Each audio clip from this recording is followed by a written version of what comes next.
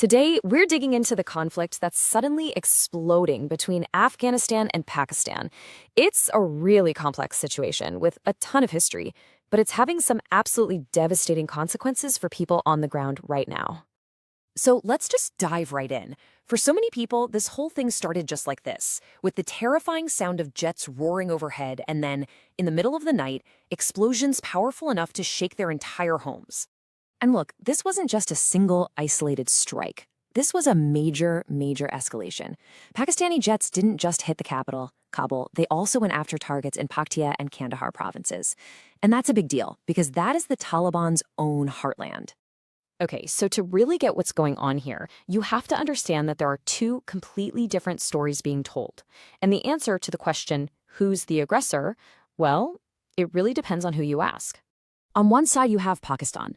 They're adamant that their actions are very precise counterterrorism strikes. They say, look, we have conclusive evidence that this group, the TTP, is operating from inside Afghanistan, and what's more, that they have the support of the Afghan Taliban. But then, on the other side, the Taliban government is saying these strikes are totally unprovoked.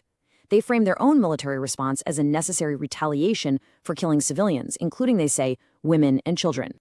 Now, of course, a fight like this doesn't just appear out of thin air. Not at all. This is really the violent end result of months of rising tension, some failed attempts at diplomacy, and a lot of smaller clashes that have been happening all along that border. And you can see the pattern so clearly right here. It all kicks off with a big flare-up back in October 2025. That leads to some talks, a fragile ceasefire, but by early 2026, those talks completely collapse. And that failure, it leads directly to Pakistani airstrikes on February 21st.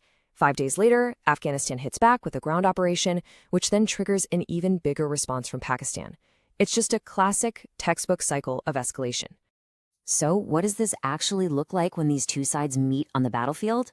Well, from a purely military standpoint, this is a seriously lopsided fight. I mean, on paper, Pakistan has this modern, conventional army with hundreds of aircraft, advanced technology, the whole 9 yards. The Taliban, on the other hand, really doesn't have a functional air force to speak of. But, and you can't forget this part, they have over 20 years of intense, hard-won experience fighting a guerrilla war against some of the most powerful armies in the world. And that is an expertise you just can't dismiss. And now, there's a new wildcard in the mix that could change the game. The Taliban has reportedly started using cheap, easy-to-get drones to hit targets inside Pakistan. This kind of tech could completely alter the dynamic of the battlefield, giving them a way to strike from the air without a traditional air force. But you know, beyond all the military hardware and the political blame game, the true cost of this conflict, the real cost, is measured in human suffering. The impact on ordinary people is just devastating. The border has been closed for the longest stretch in decades. That means small businesses are getting absolutely crippled, and people are cut off from critical supplies like medicine. And remember, this is all happening on top of a crisis of hunger and poverty that was already incredibly severe. But there's maybe a more profound cost here, the loss of something you can't really measure. You see, for a lot of Afghans, when the Taliban took over in 2021, there was this one tiny silver lining after 4 decades of non-stop brutal war. And it was this. For the first time in a generation, they didn't have to live with that constant daily fear of bombs just falling out of the sky.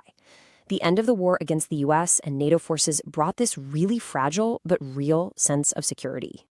And this latest round of violence, it has completely shattered that feeling. The return of airstrikes has punctured that one small sense of safety that ordinary people had only just started to get used to.